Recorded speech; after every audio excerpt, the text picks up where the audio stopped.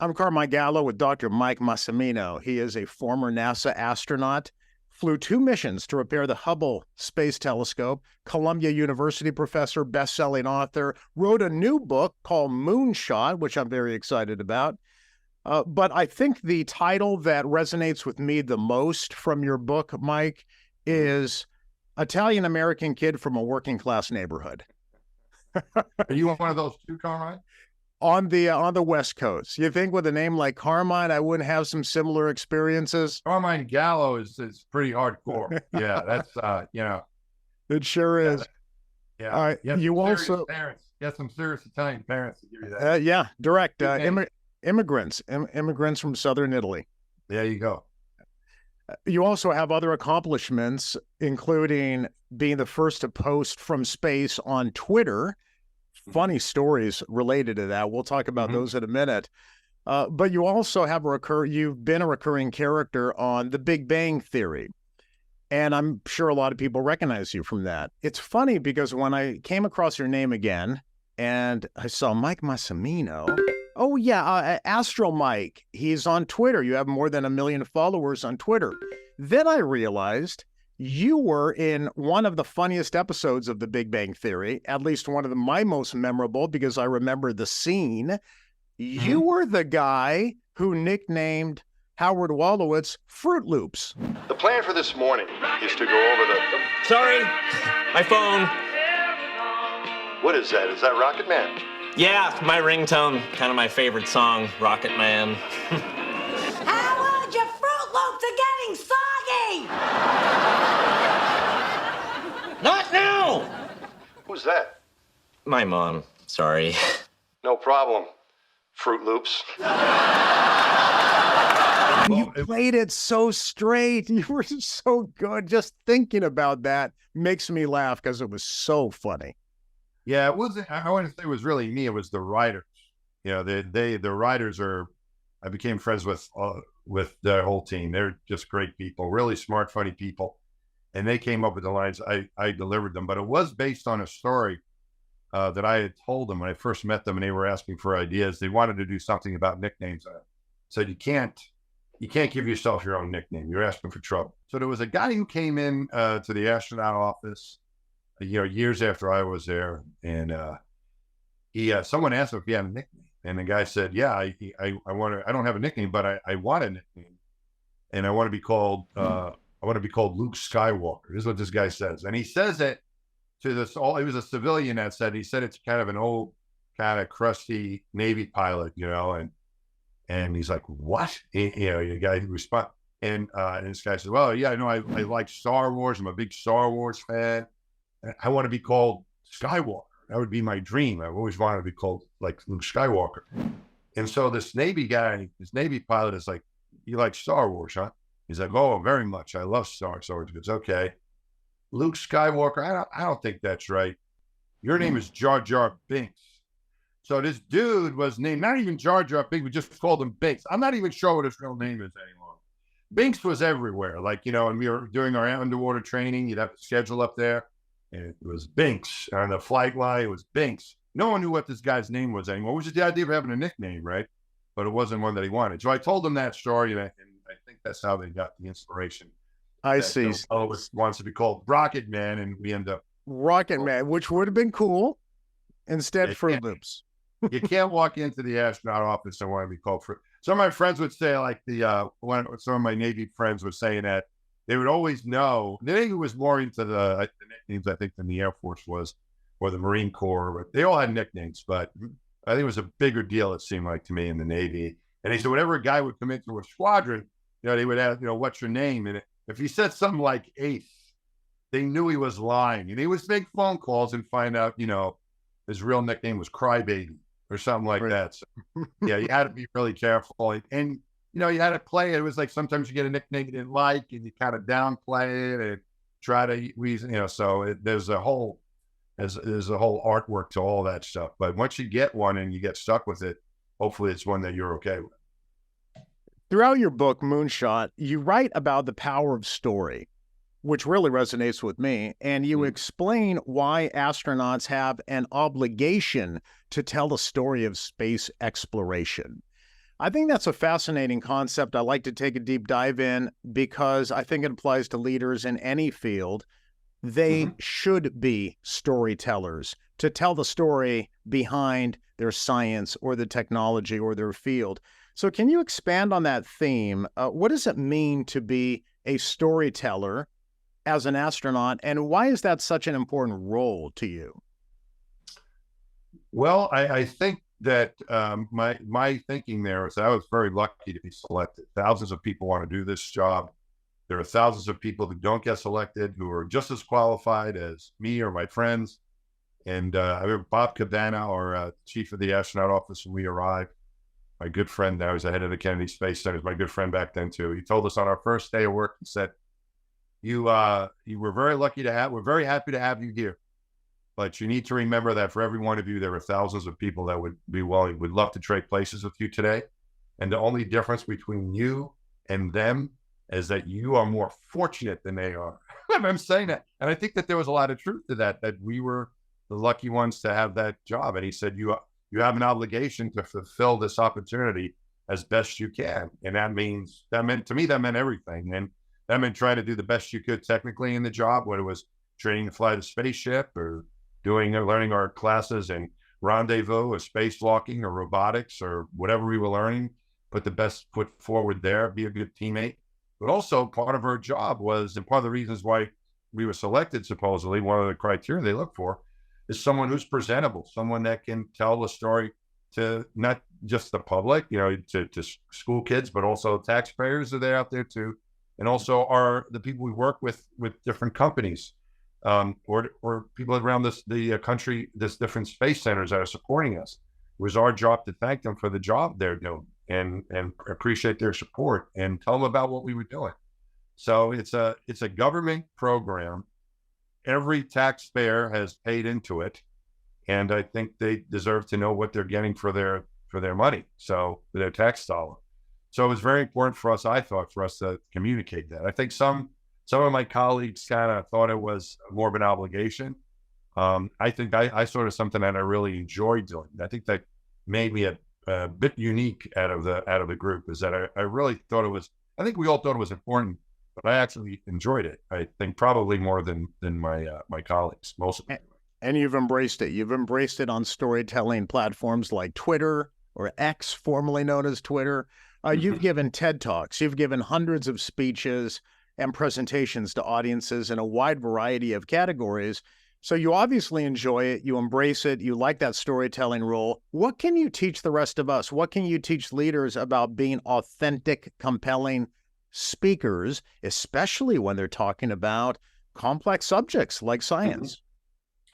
Yeah, I always felt like, like you say something's complex, that if you really understand it, you can break it down so that anybody can understand it. That's like, I think, being more of a science communicator, an engineering communicator, a business communicator, where there may be a concept of something that is people might think is complicated, complex, but if you really look into it and try to understand it at fully, then you should be able to explain it and teach it to someone at whatever level they're at, whether they're a young person without any training or an expert. And there's different ways you can try to explain that concept.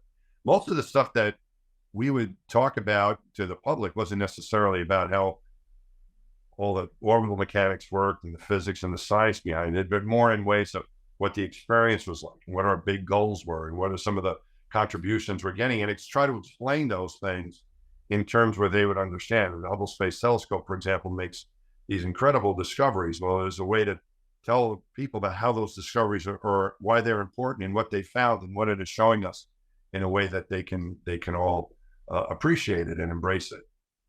You make everything relevant to that audience, and that obviously is a skill. It's one that I'm sure you've sharpened or honed. But what I think most people most people would find surprising, and you write about it in Moonshot, is that obviously there's thousands of hours and years of training that goes into being an astronaut. A lot of it is communication training. And you say good communication is something astronauts train for early on. And even in the simulations, this was fascinating. This is the first time I thought about this. Even in the simulations, you have delays because there's going to be natural delays in communication. So you are communicating, which is something that I like to recommend to people. Try to train in real world conditions. That's the way you train for communication. Yeah, we would. So there was two types. There was communication with the public that we were trained for, and the media, and then there was communication with the control center. And what you said, and not to lose that thought about training the way we used to say, fly like you train, train like you fly. So we would train just like we were going to do something in space, or if we were training in the airplane, whatever. We were going to train like we're going to fly, and we're going to fly. Train like you fly, fly like you train. Depending on what you're doing, it's always an open loop communication, particularly during like spacewalks and rendezvous and certain procedures where you're really relying on the help of the control center heavily, and they're trying to help you. And the only way they can really help you is if they understand what you're going through. And so it's important to be able to communicate very clearly. The nomenclature was really important. You call things very precisely. Sometimes you would like say it twice, like I'm moving in the X direction to my left, whatever, it was good for important things to always give like a second way for them to interpret it. And if there was ever a question or an issue, they would say, say again, or clarify, or what was that all about, or whatever they would ask for. So, and then communication was so important. It had to be clear. Like as you mentioned in the sim, they would put an artificial time delay in there. So just like you would have in space, the buildings are next to each other, they would have this artificial delay. So you would know what it was like. You'd say something, you'd have to wait a couple seconds until they'd hear you. So you had to be really not stepping on them. That was another thing. As soon as when the ground's talking, everyone shuts up. So if the ground is talking, everyone, you just stop and listen to what you don't want to step on them. So they have to repeat it. Because that's an issue with the delay. And so sometimes you get Radicom, you lose the satellite, your NOCOM. So the communication became really important. And I had seen it in the control center where an astronaut will say something and it'll be misinterpreted, not because they don't know it, but the astronaut miscommunicates and it sends them off into a panic. And they're working an emergency procedure that was not needed. Just because he said he was warm doesn't mean that he's, on fire, but they'll wonder what's going on here, and so you have to be really careful about what you say and what you don't say. And that job of being a communicator was in the shuttle days always an astronaut. All astronauts go through that experience. But back in the old days, when I was there, you had to fly first before they let you be that communicator in the control room, so you knew what it was like on the other end. And if that made you a better astronaut in space, I think too, being able to know what that was like. You are an extraordinary storyteller, so I'm sure NASA loves to have you. You also talk about another extraordinary hero who had one of the best lines in all of history, and that's Neil Armstrong. Yeah. I have my own story of Neil Armstrong. Cool. I, too, got to meet him at a business conference. Some friends I was with set up a dinner, and they were all there, and I was there, and I sat directly across from Neil, and we were drinking wine and sharing a meal and sharing stories. Well, he was sharing, I was listening for some 2 hours. Yeah. But it's a funny anecdote in your book because you knew you were going to be the first person to send a tweet, to post the tweet from space. So you asked Neil the question everybody wanted to ask, but you got the courage to ask him, did a publicist write One Small Step for Man, One Giant Leap for Mankind, or did you do it yourself? And tell me a little about that story, what he said, and then we have to segue into how it influenced your first tweet, which is very funny. But go ahead. What did Neil say to you? Well, Neil was the greatest hero of, in my lifetime. I was 6 years old when I saw him walk on the moon. You're way too young to remember any of this, Carmine. But it was big when he walked on the moon. That was what made me want to grow up, not to be an astronaut, but I wanted to grow up to be Neil Armstrong. And when I met him, as you say, I asked one of the things, how did you come up with that? And he looked at me. We were actually online getting a sandwich. We were lining up for lunch there, and he was visiting. He, wasn't always at the Space Center. He'd come once in a while. He came to speak to my astronaut class. And I said, I got to say something to him. And I asked him this question. So, Neil, why'd you come up with that? And he looks at me, puts his tray down, and he looks at me and he goes, Mike, I didn't think of what I was going to say on the moon until after I landed on the moon. I was like, really? And then he went further and said, Mike, if I didn't land on the moon, there'd be no reason to say anything. I was like, oh, I guess you're right. And then he got really serious with me, Carmine. He's like, Mike, this is, we told you, Mike, this is new to you. You're new to this business. I wasn't even here a week yet. This is my first week there. You're new to this business, but this is an unforgiving business, and you got to concentrate on your job first.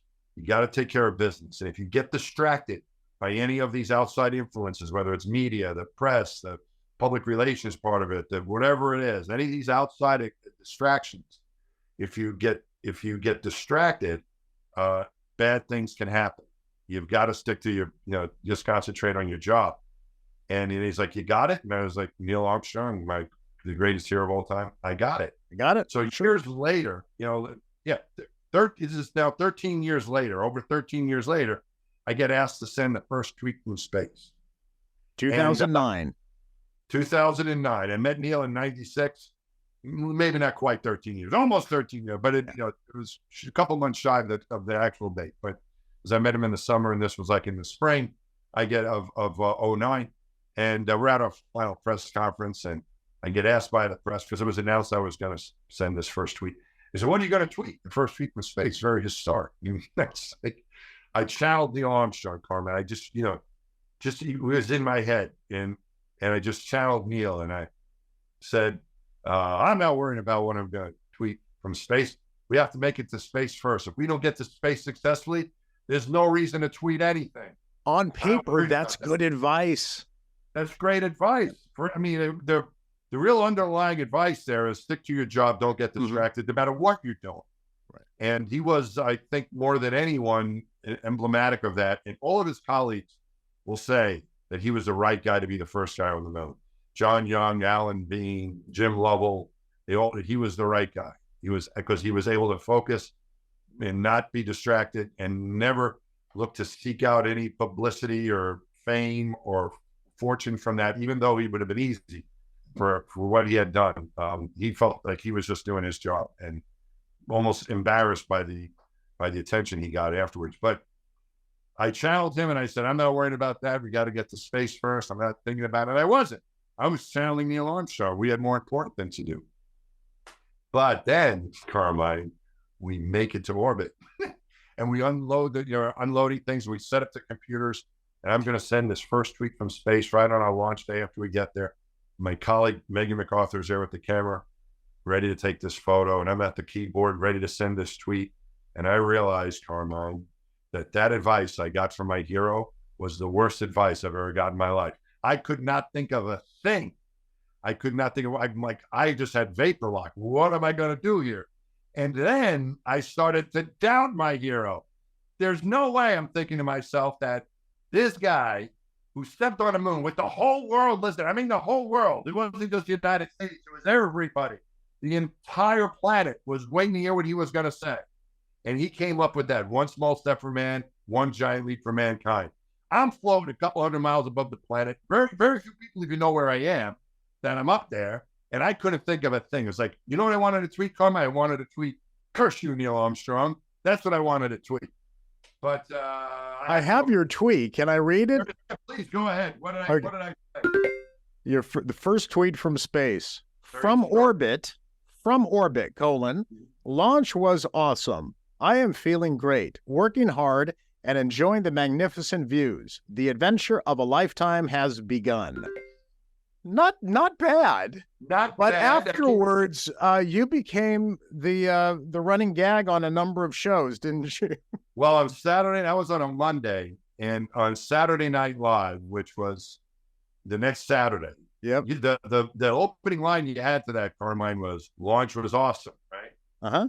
That's the opening line. Launch was awesome. Seth Meyers during Weekend Update, and I didn't know this because I'm not paying attention to what's going on the planet on that Saturday. We were in the middle of our spacewalk. You had things to do. Yeah. I mean, it's stuff to do. Like, no kidding, really things to do. But Seth Meyers said during the Weekend Update, he goes, "We have the first tweet from space, and here it is. Launch was awesome." And that's all he said. He goes, and then he, the quote of the tweet is, "It launch was awesome." He said it in a very mundane voice. I could picture him saying that. Yeah. And then he continues. He says, "In 40 years, we've gone from one giant leap for mankind to launch was awesome." Mike, as someone who appreciates humor, that's pretty funny. Oh, it was hysterical. And then he continued. He goes and he says, if we ever find life in the universe, this is how we'll be notified. And it shows my little Twitter thing, and it says, "Geez, dudes, aliens." So I got to make fun of on Saturday Night Live. And then I found out about this because my kids told me about it because they went back to school on Monday, and everyone was excited that I got made fun of on Saturday Night Live. So they delivered that news. So I was like, oh boy. But that's the story. But to follow up on that, I asked his sons later. There was an interview with his brother during the 50th anniversary of Apollo, and I'm watching TV, and his brother, Neil Armstrong's brother's there on an interview, and Neil passed years earlier. He's gone about like 10 years now, but his brother says that he's playing Monopoly with Neil, and Neil passes him a piece of paper, says one small step for man, one giant leap for mankind, and Neil asked me, "Oh, what do you think of that?" And his brother says, "Oh, I think it's pretty good, Neil." And I'm like, wait a minute, that's not, what are we talking? So a couple of weeks later, I saw his Mark and Rick, his two sons, Neil's son, I become friendly with, and I was at an event with them. I said, "Your uncle said this, what's going on?" And he go, "Oh, that's Uncle Tom or Pete or whatever his name was. You can't pay attention to him. He's always trying to get on Dad's fame." Nah, Dad didn't tell him a thing. And then one of his sons said to me, "If that's what my father told you, that was the truth." And I really believe that was the truth. And so I think that keeping that two things, sticking to your job first and not getting distracted was number one. And number two, he had a poet in him. Neil Armstrong was quite the Renaissance man that we didn't realize. Yeah, he sure did. And a lot of heroes and a lot of people who are successful in different fields and who are recognized and inspiring, many of them have that creative side as well. Yeah. And they can channel words and feelings. Especially, I've noticed about being an astronaut, it's really hard to articulate and communicate with a feeling that you got from doing a spacewalk at 17,500 miles an hour. Okay, so no one has that experience. So the fact that you're able to storytell and communicate around it, I think it's obviously a skill. But from what I'm learning from you, Mike, it is a skill that doesn't always come naturally. You learn it. You learned it. You went through classes, and obviously for so many years you've been presenting and speaking to audiences. It's a learned skill, is it not? Just like any skill, doing a spacewalk. I agree, Carmine, and you teach this stuff formally, right? So I mean, I'm sure you can speak to it better than I can, I think, as far as teaching that. But I was just mentioning this to my students. I teach at Columbia, and we were talking about training pilots to do things or astronauts to do things. And what I told them was, you can be trained pretty much to do anything. You need to be a willing student, but if you're willing to put the time in and the effort, and you have a good instructor, you can learn to do almost anything. And I think what's interesting about communication, maybe, as I think back on it, my experience is that a lot of people think, oh, you either have it or you don't have it, or you like it or you don't, or it matters or it doesn't, or it's easy. I'm just going to talk. No, if you want to be an effective communicator, there really is, I think, something to it. And you want to use your own personal style. I think it's good to speak from the heart, use your stories, make it personal. But it's a skill, and I think it's a skill that requires upkeep. Now, I noticed I don't do a talk for a few weeks. It's not quite, maybe the audience doesn't notice the difference, but I feel a little rusty, even though you can practice and think about it. But if I'll do like 3 in a week, I feel like that's pretty good, or, whatever that. So I think it is just like anything else. It is a skill that needs to be exercised and respected. And if you don't take it seriously, I don't think you're going to be any good at it. I think the people who are the best speakers or the best comedians or the best storytellers that we see, I think Billy Crystal, for example, I think because he can tell such a great, I can remember his stories forever because of the way he tells them. And yep. He's a magnificent storyteller, and what a great guest to have, because he launches into these stories that, especially about baseball or other things that are, or other entertainers, and they're historical, but he has it's character driven. Best storyteller, Billy Crystal. I agree. I was fortunate enough to meet him, and asked him, I didn't really, like, told him about that. I don't know if he was, if I think he acted appreciative, but he's really great at it, because what I liked about his stories and others is that I can remember them because it's a story. But there's also, if you can combine a story with a lesson, which I think is our job, right? When we're speaking to an audience or writing a book, whatever it is, the story's great because it'll keep people engaged and just like when I'm listening, and I'll remember the story and I'll also remember the lesson. So you may say, well, I want people to remember the lesson. But the way you get them to remember the lesson, I think, is by telling them a good story. Absolutely. You just tell the person, lesson, never give up. That's the lesson. So go home and do that. Never give up. And they're like, okay. But if you can give them a story about that, I think there's a much greater chance that they're going to remember and actually try to adopt that lesson. Well, Mike, I'm glad that you are a NASA storyteller and that you are keeping those lessons alive, everything you've learned, and also keeping that story alive of the importance of space exploration through all your platforms, your books, Twitter, social media, Columbia University. So congratulations on everything. And, from one Italian to another, grazie. Prego. No, Thank you. I think it's really a part of it. I think it's just doing something you really love. Obviously, you do what you love. Mm-hmm. And I think if you find something that you're passionate about, for me, it was the space program. I could try to in baseball. I could try to pretend to be excited about other things, but really my two passions were the space program and baseball. And even though I'm not flying as an astronaut anymore or working for NASA, I feel still like I am part of the space program, telling the stories, whether it's in the classroom or speaking to you or the book or an audience, whatever it might be. So thank you very much, Carmine, for your time.